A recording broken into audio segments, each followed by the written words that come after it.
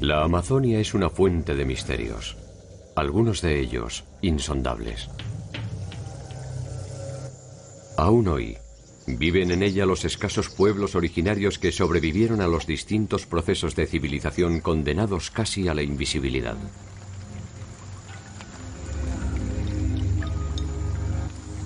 Solo unos pocos han tenido desde entonces contacto con lo que llamamos el mundo exterior. Este mundo tropical resiste como puede a los avances del progreso que intentan convertirlo en un vestigio del pasado. La selva ha sido el territorio que consiguió más victorias sobre los intentos de dominación. Fue más eficaz que los ejércitos incas y más persistente que los guerreros aztecas. Pese a todo, el avance de la civilización ilustrada la hace retroceder día a día con enorme ignorancia. Si el proceso no se detiene, con ella se irá también el gen original de los pueblos que poblaron desde el Caribe a la Cuenca del Plata y desde el mar hasta los Andes.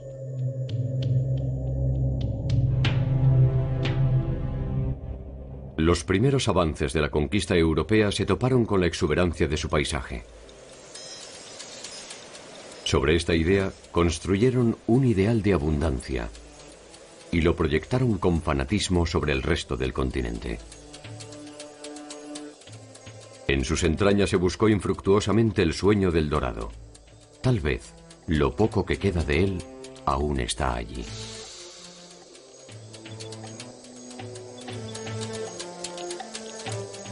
Las sociedades selvícolas y fluviales de Latinoamérica han definido una manera de entender al continente. ¿De dónde viene y hacia dónde va el mundo tropical latinoamericano?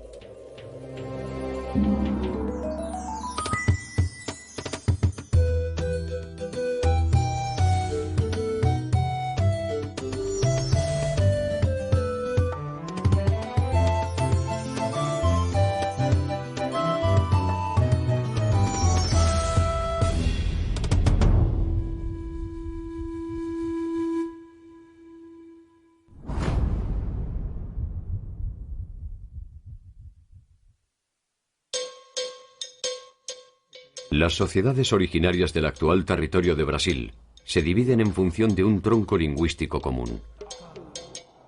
Los tupí o tupí guaraní, los G, los caribe y los arawak. Desde allí produjeron asentamientos permanentes y permanentes migraciones. Algunos de ellos alcanzaron los territorios de las actuales Argentina, Bolivia, Brasil y Paraguay. Otros fueron hacia el este, otros hacia el norte. Como fuera, terminaron poblando zonas del Perú, el Ecuador, Colombia y Venezuela y llegaron hasta el Caribe. Nós vamos ver que havia grupos indígenas que habitavam áreas do que é hoje o território brasileiro, mas que habitavam países adjacentes e até países mais distantes, por exemplo, no Caribe, né? As ilhas do Caribe eram ocupadas por falantes, os taíno, por exemplo, falavam uma língua arawak. Los grupos caribe son grupos que coexistieron con los taínos en los territorios insulares, sobre todo en las Antillas Menores. Las primeras referencias escritas sobre las culturas de la región del Caribe se remontan al inicio de la invasión española en 1492. Si somos fieles a las cartas de Colón y a sus referencias, los primeros en figurar en la historia son los llamados taínos. Según el detalle de sus cartas iniciales, no parece haber dudas de que el mundo taíno era un mundo próspero y no exento de violencia.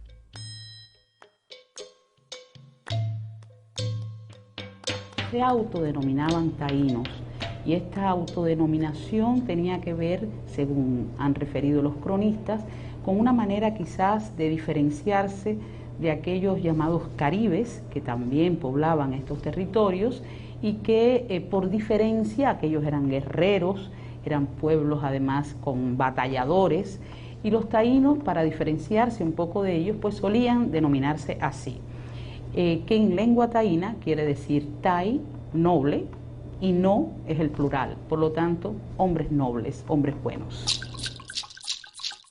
Los grupos taínos, conjuntamente con macoriges y ciguayos, forman parte de una migración originada en el continente hacia el arco antillano. Las islas poseen vestigios de presencia humana desde al menos 6.000 años atrás.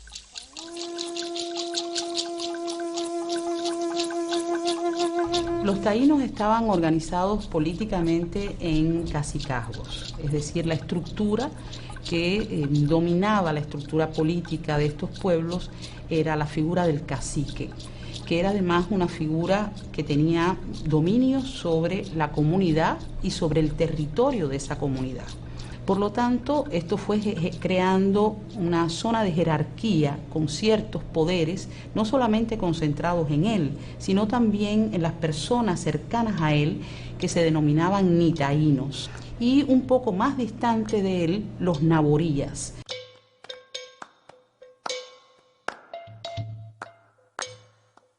El territorio que ocuparon los taínos será presentado públicamente el 25 de abril de 1507 en la abadía de Saint-Dié, en una de las primeras ediciones de los viajes de Américo Vespuccio a través del primer mapa que da cuenta de la presencia de América.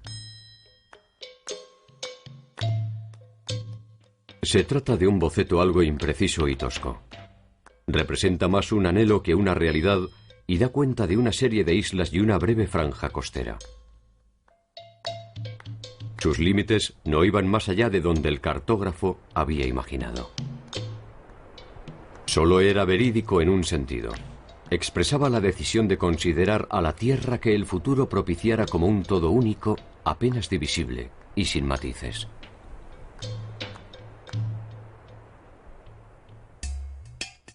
La población taína superaba los 300.000 habitantes. Vivían desnudos. Eran de baja estatura y extremadamente cuidadosos de su aspecto e higiene.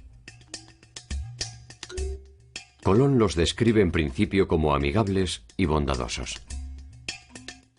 Probablemente estas cualidades hayan desaparecido con el tiempo. De hecho, apenas unas décadas después, el pueblo taíno prácticamente había desaparecido.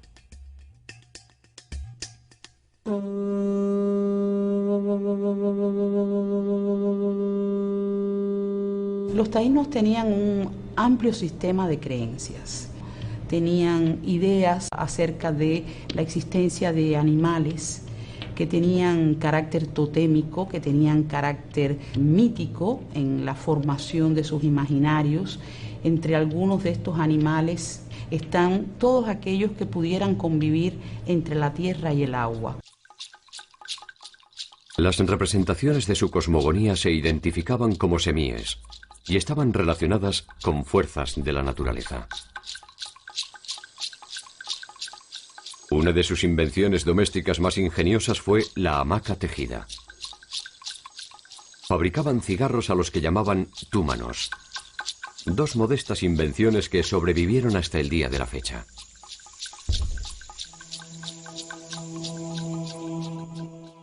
Bartolomé de las Casas, uno de los sacerdotes dominicos que acompañó la primera etapa de la invasión española, es el autor de la brevísima relación de la destrucción de Indias.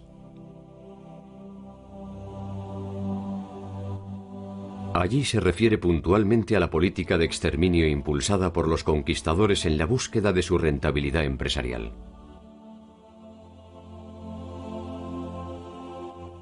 Sus comentarios, junto con los de Montesinos, han sido justicieramente memorables, y en base a estos debates se reconoce un lado bueno en la conquista.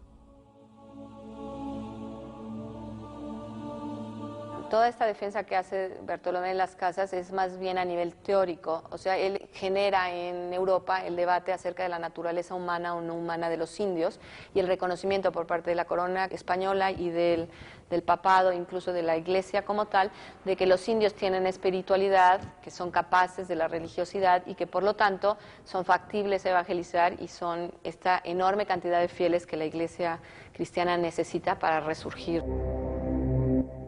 Un largo debate en los claustros europeos define finalmente a los indios como seres humanos. Esto es, que son capaces de creer. De poco les serviría. Cuando murieron por los maltratos o las ejecuciones, fueron reemplazados sin luto por esclavos de raza negra provenientes de África, que infelizmente no habían alcanzado todavía el estatus de hombres susceptibles de evangelizar.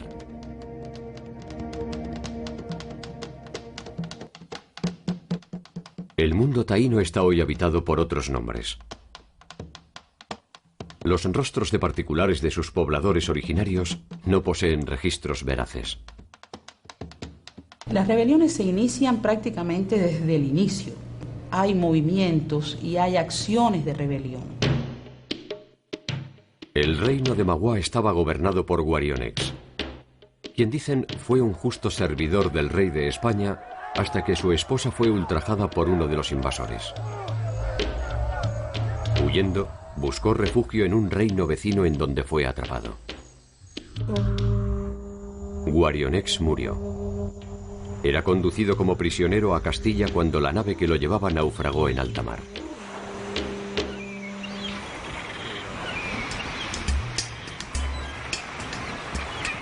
Los taínos habitaban la isla de Haití, Puerto Rico y parte de Cuba.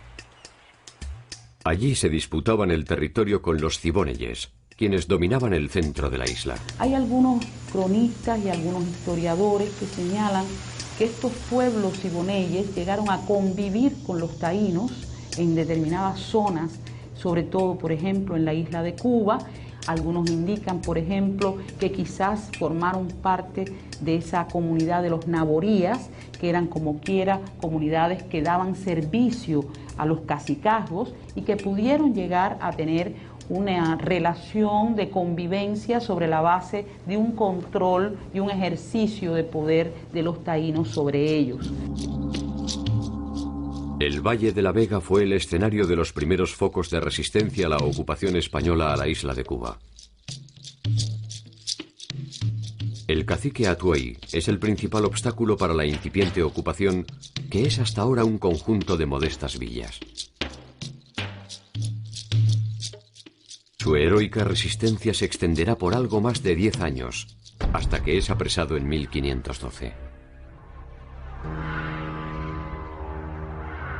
Cuando se acercan a preguntarle a Atuey si se arrepentía de sus acciones para que pudiera llegar al reino de los cielos, él dice, ¿y los españoles van al reino de los cielos?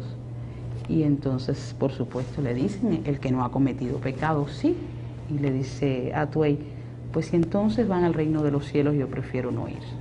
Y fue quemado vivo. La región geográfica del Caribe y Circuncaribe comprende los actuales territorios de Grandes y Pequeñas Antillas, Jamaica, Cuba, el norte de Colombia y Venezuela, Panamá y Costa Rica. Hacia la zona continental, en los actuales territorios de Colombia y Venezuela, se desarrollaron culturas que combinaron las actividades de intercambio, el aprovechamiento de las vías fluviales y la actividad agrícola. Los muiscas y chipchas son grupos del altiplano colombiano. Los chipchas es una gran familia de pueblos realmente. Y hoy día se ubican estos pueblos prácticamente desde Costa Rica hasta Ecuador. Los muiscas formaban parte de esta comunidad chipcha y son quizás los muiscas los que más se han conocido un poco porque estuvieron desde muy al principio asociados a la idea mítica del dorado. La producción de objetos de oro de los pueblos muiscas es probablemente la fragua de ese sueño desaforado. Los muiscas intercambiaban, ya tenían un comercio activo con otras zonas de la región a través de estos productos. Lentamente, los señoríos muiscas resolverán estas tensiones mediante agrupaciones entre cacicazgos, que producirán una nueva entidad de carácter confederado bajo un liderazgo común, que reconocerá las jurisdicciones y atribuciones de los jefes locales. Esta forma de centralización da origen al Zipazgo. Zipazgo se conoce con ese nombre a el lugar ceremonial donde se encontraba la laguna de Guatavita, que era justamente el punto donde toda aquella concepción mítica y ritual del mundo de los Zipa y de los muiscas se entrelazaba con esta noción sobre todo del poder del agua. El agua que formaba parte, se suponía también el centro fundamental de donde emergía la vida, porque justamente era en la laguna de Guatavita donde se realizaba el ceremonial de entrega a las aguas de las riquezas de la comunidad.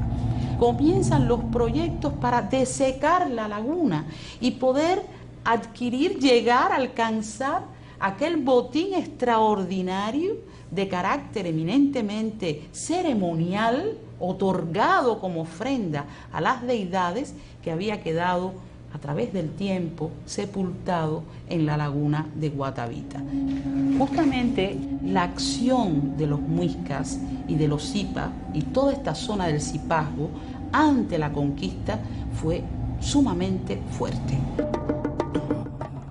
Cuando el grueso de la invasión llega a territorio muisca, este se encuentra en un delicado equilibrio de poder. El jefe Sugamuxi ostenta el equilibrio regional y alcanza un entendimiento relativo con los españoles. Las alianzas que establecen con los españoles, yo diría, fueron esencialmente estratégicas. Las utilizaron en muchas oportunidades caciques de toda esta región. Es decir, generar determinadas alianzas que permitieran justamente conocer el terreno y avanzar en un acto de rebeldía mayor. En 1538, en Timaná, Pedro de Añasco manda a quemar vivo al hijo de la cacica Gaitana. Entre los años 39 y 40, Gaitana desarrolla justamente aquí en la zona colombiana una acción de resistencia muy importante y desarrolla además una acción colectiva, reúne, integra a los indígenas y los prepara para enfrentar la lucha con los españoles. Las jefaturas se confederan. Más de 6.000 guerreros se preparan para dar combate. Atacan a las fuerzas españolas y las derrotan de manera contundente. Añasco es tomado prisionero. Le arrancan los ojos y lo conducen de aldea en aldea mediante una soga que le atraviesa la lengua. Finalmente, es sacrificado. Gaitana se convertirá en un emblema que perdurará más allá de la inevitable derrota.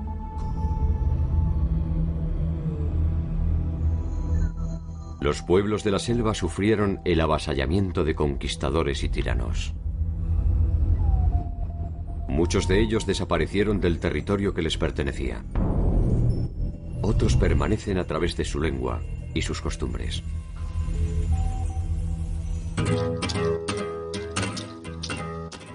El estudio de las culturas originarias del Brasil plantea algunas dificultades que tienen que ver con las condiciones geográficas de sus emplazamientos, que en ocasiones ha dejado pocos indicios para su interpretación. La otra, y quizás la más importante, es la gran diversidad de grupos con características distintivas que ocuparon la región.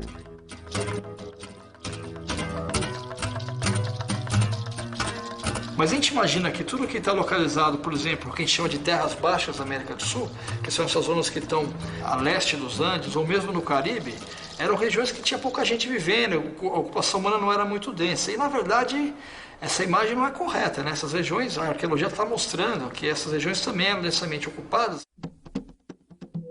Una de las formas en las que se intentó resolver esta dificultad fue la de integrar a pueblos diversos siguiendo el tronco lingüístico al que pertenecen. Essas grandes divisões linguísticas que, entre Arawak, Tupi, Gê, Caribe e outras famílias correspondem de fato a padrões de organização social, política, religiosa diferentes. A Europa é menos diversa do que, por exemplo, a diversidade que existe entre os povos indígenas aqui das terras baixas da América do Sul. La llegada de la invasión europea produciría el primer contacto con esta diversidad poblacional. Sin embargo, al igual que en otras partes del territorio continental, estas diferencias se verían unificadas bajo una sola caracterización algo esquemática. Los Tupinambá. Os primeiros cronistas europeus que tiveram contato com índios, o que é hoje o Brasil, tiveram contato com índios, com os tupinambás, e grupos falavam línguas parecidas também. Então construiu essa ideia de que todo mundo, já que eles ocupavam todo o litoral atlântico, construiu essa ideia, que é uma ideia falsa, de que todo esse território que veio a ser o Brasil era ocupado também por grupos que falavam as mesmas línguas. Los tupí alimentaron el imaginario del clásico indígena del Brasil. La raíz lingüística tupí encierra un vasto conjunto de pueblos que, pese a sus diferencias, ofrece algunas condiciones que los reúne en torno a una manera de entender el mundo.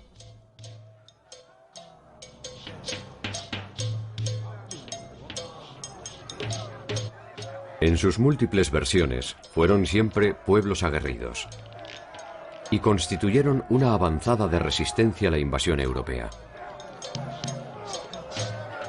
La guerra era uno de los motores del funcionamiento de su sociedad, y entre sus ritos más temidos está el que cimentó una de las tantas leyendas negras sobre los pueblos originarios: el canibalismo. El canibalismo fue una práctica ritual cometida sobre los enemigos, y cuyo objeto central era la adquisición de las virtudes del vencido y la reafirmación de un sentido de pertenencia a la comunidad.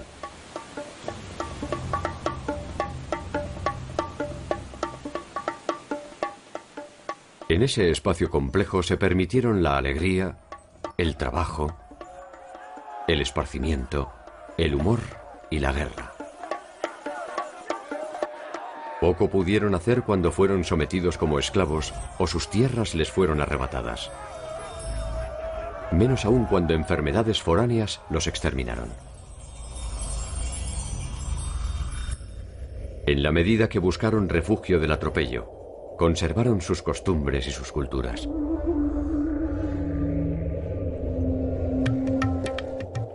La tierra de Santa Cruz fue el primer nombre que los portugueses dieron al actual territorio de Brasil. La expedición de Pedro Álvarez de Cabral arribó a la costa que llamaron Puerto Seguro el 24 de abril del año 1500. Os povos indígenas, desde o início, desde o momento em que é estabelecido o governo geral, eles são gentios, não é? E como tais, eles devem ser evangelizados. Então, dos pontos principais do governo português na América é a evangelização dos indígenas.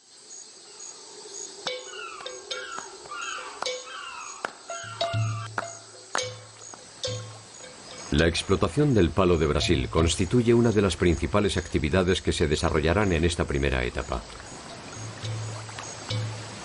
En 1511, el buque Bretoa llega a una factoría establecida en las cercanías del Cabo Frío al sur de Brasil.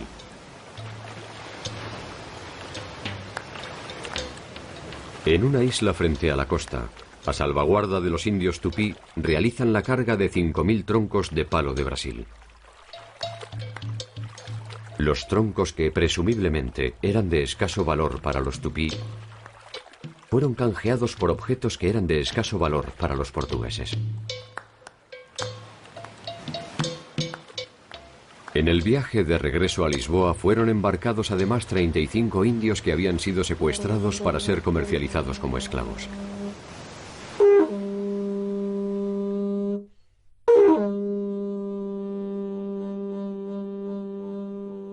As capitanias hereditárias foram uma tentativa da coroa portuguesa de começar a ocupação a colonização do território brasileiro, sobretudo litorâneo, né, basicamente litorâneo, sem com isso despender muito dinheiro. El primer obispo de Brasil, Pedro Fernández Sardiña, fue uno de los principales impulsores del exterminio de los tupí. Enfrentado con la posición de los jesuitas, permitió la esclavización indiscriminada de los caeté, quienes tuvieron oportunidad de un desagravio. Cuando Sardiña ponía fin a su misión, el barco que lo conducía a Lisboa naufragó muy cerca de la costa. Fue apresado por los caeté, quienes lo asesinaron y posteriormente lo devoraron.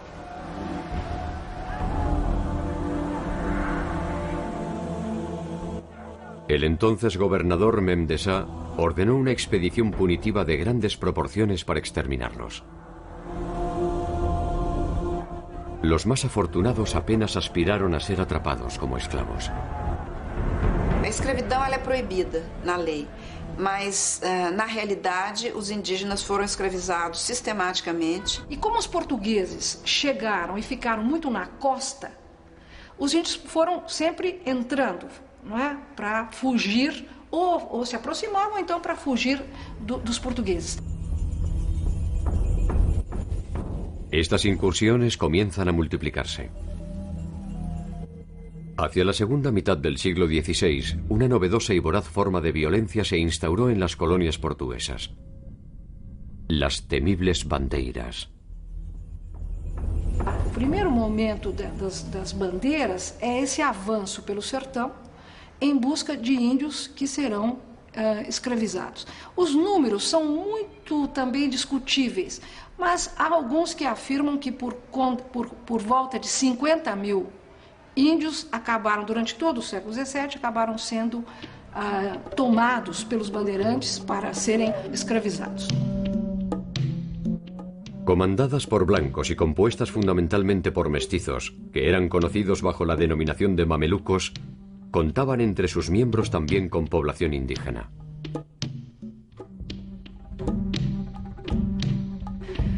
Uma bandeira grande pode ter mais de 1000 pessoas.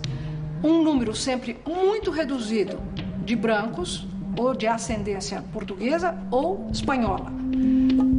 Mas compunham as bandeiras um número expressivo de mamelucos e um número de índios também. Índios, obviamente, amigos dos portugueses, ou dos colonos paulistas. Obviamente, o papel dos índios foi fundamental porque eles conheciam o interior melhor do que os próprios brasileiros.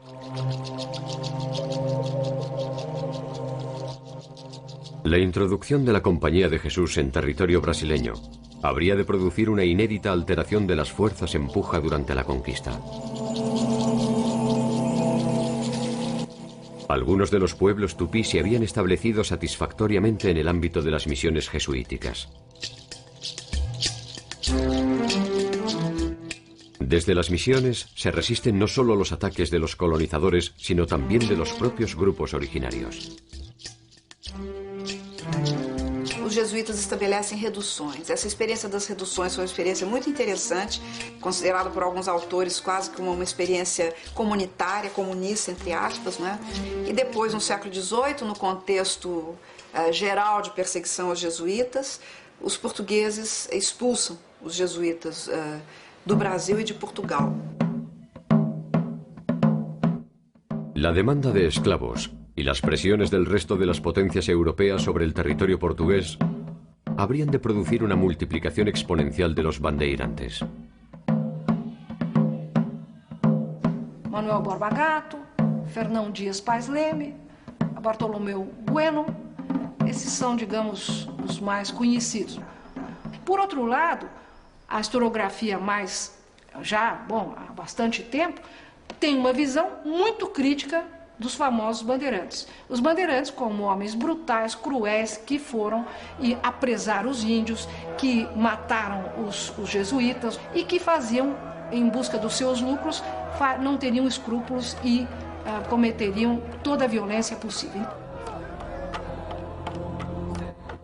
Los potiguar, al norte de Pernambuco, resistieron a los portugueses hasta que fueron derrotados en el 1600.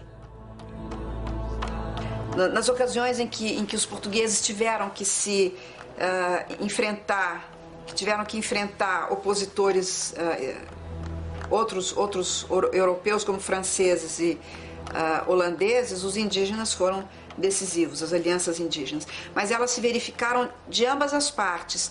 Há também indígenas que apoiam os holandeses e os franceses. En 1712, Mandú Ladino comienza a construir su propia leyenda.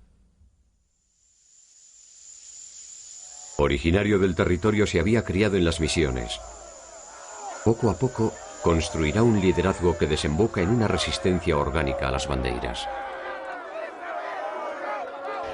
Que era indígena, que acabou sendo catequizado pelos jesuítas, então ele foi ensinado, ele conhecia a religião católica, foi batizado com o nome de Francisco. Ele, desse modo, conhecia o mundo branco. Mas ele, num determinado momento, decide voltar às suas origens e vai liderar uma rebelião contra os brancos. Ladino resiste en Marañón, Piguaí y Ceará. Sin embargo, poco a poco el avance de los portugueses debilita su resistencia. Hacia 1517 la rebelión está prácticamente derrotada y la muerte de Manu Ladino en 1719 desencadena el exterminio final de los Tapuya. No fim do século XVII, uma série de embates entre brancos e indígenas que ficaram conhecidos como guerras bárbaras, que envolvem brancos e índios, mas a gente sempre tem que lembrar que há índios aldeados que vão ficar ao lado dos brancos para lutar contra outros grupos de indígenas. Não há uma unidade de todos os indígenas contra os brancos, porque senão, obviamente, não haveria mais nenhum branco no Brasil. Porque se eles tivessem todos se unido, os brancos teriam desaparecido.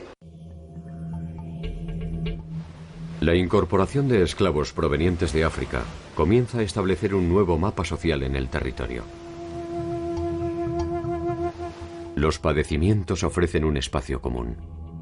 A má consciência brasileira, ela se manifesta sobretudo no estudo da escravidão, né? E no reconhecimento do passado escravista como tendo sido iníquo, injusto, monstruoso.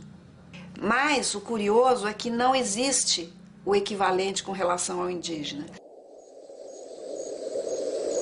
La precaria ocupación de la corona portuguesa ofrece a los esclavos e indígenas algunas oportunidades.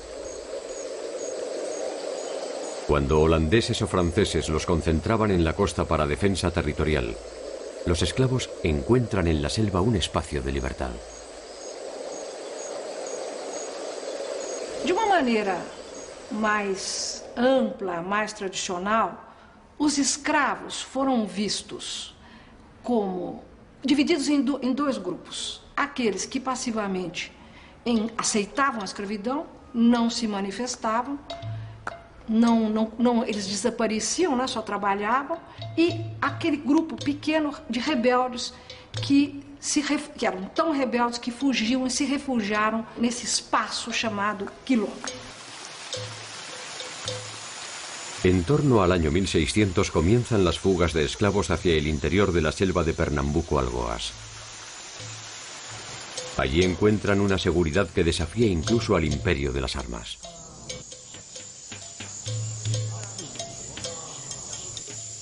Quilombos es probablemente una deformación del vocablo quilombo, que significa campamento, en el idioma originario de los angoleños que llegaron al Brasil en calidad de esclavos. Los quilombos fueron una experiencia independiente, autónoma e inédita, que exigió no solo la utilización de la violencia, sino también un alto grado de organización. Era preciso também produzir tudo, a roupa que se fazia de casca de árvore, aliás, um costume africano. Também havia dentro dos quilombos, escravos. A ideia também de que o quilombo era um espaço, não é, totalmente fechado sobre ele mesmo, é uma ideia equivocada.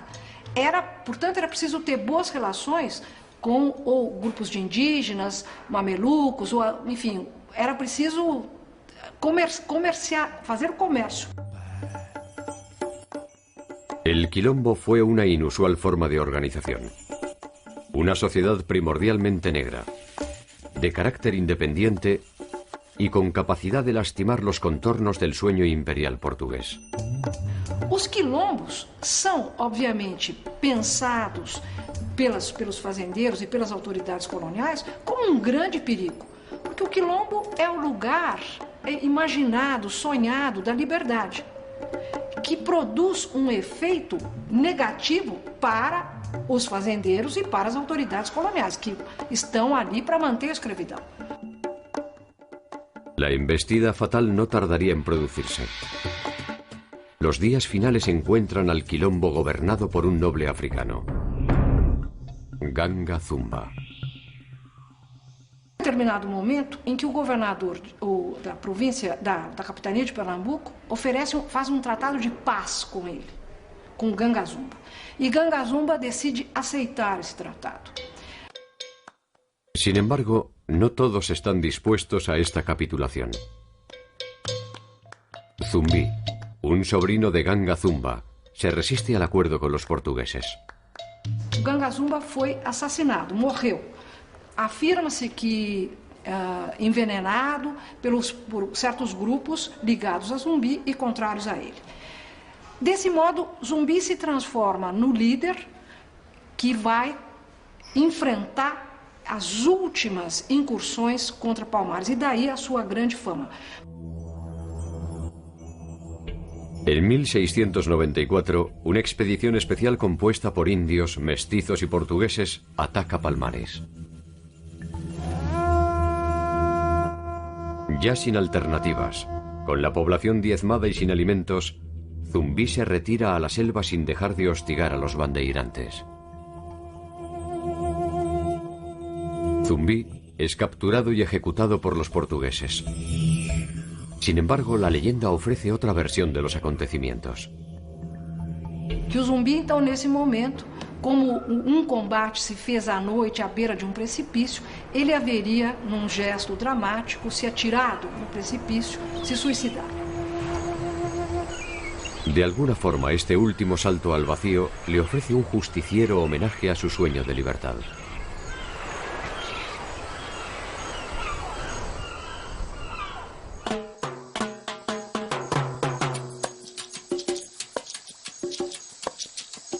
La conformación del pueblo guaraní, tanto desde el punto de vista geográfico como social, es el resultado de un largo proceso migratorio iniciado 2500 años antes de nuestra era.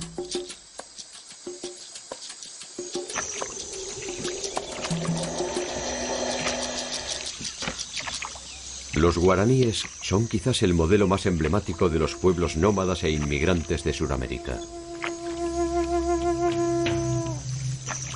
Tan espirituales como implacables, su identidad y su particular visión del mundo ha sobrevivido a los embates de la llamada civilización por más de 2000 años y se mantiene viva y alerta, persiguiendo sin descanso su propio dorado. La búsqueda de la tierra sin mal.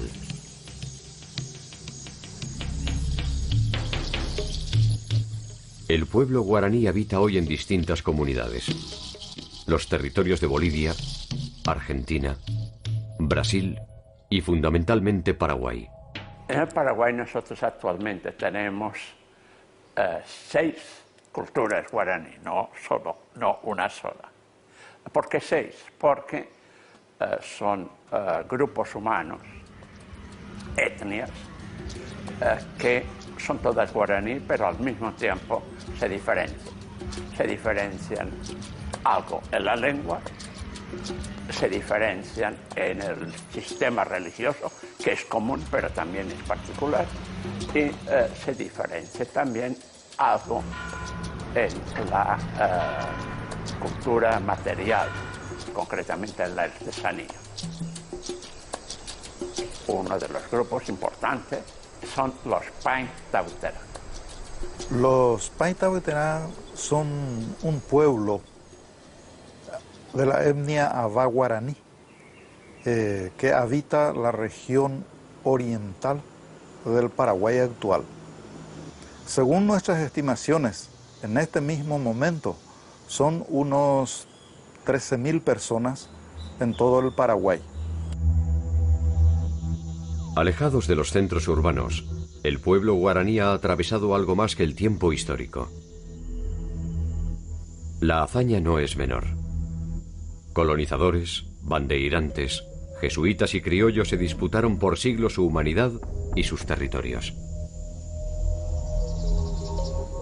La estrategia de los pueblos guaraníes ante la agresión externa ha generado sus continuos desplazamientos, que han construido la idea de un pueblo peregrino.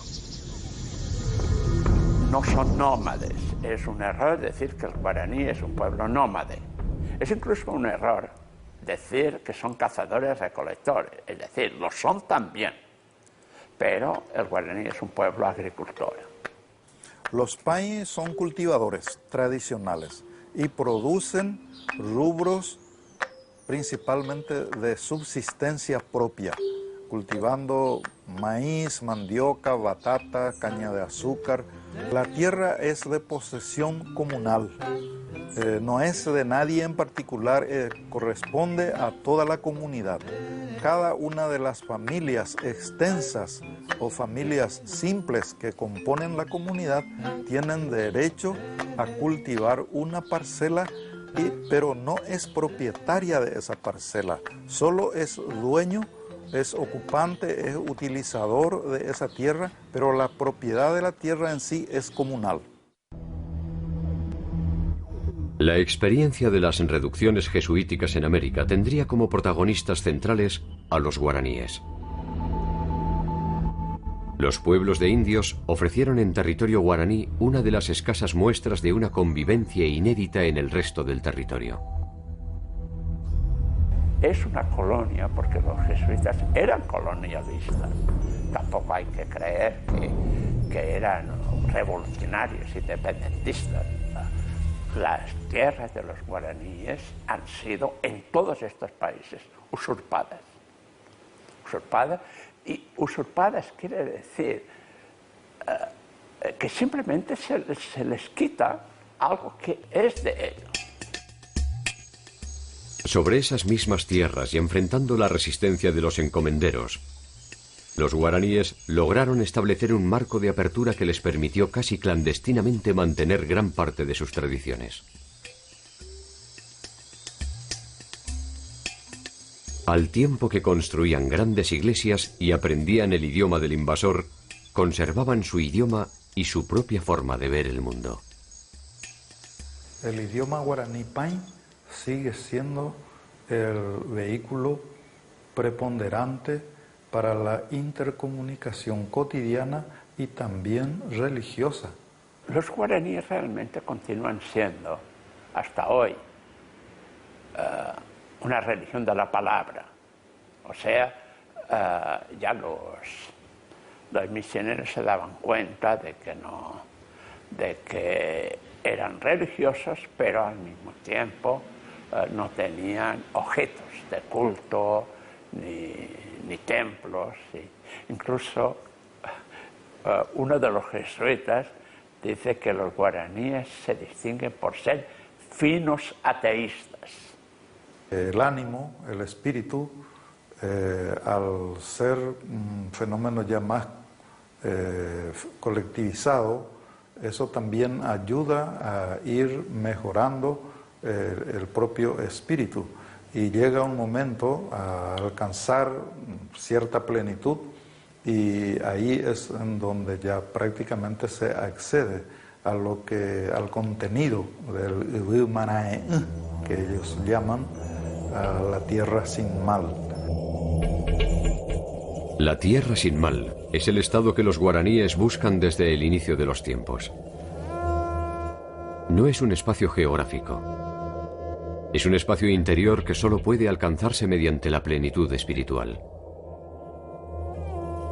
para los Paintabitená, el alma de todos nosotros en algún momento determinado regresa al Padre, al Creador, al lugar donde está Ñaneramói Papá, al Padre, al Abuelo último primero.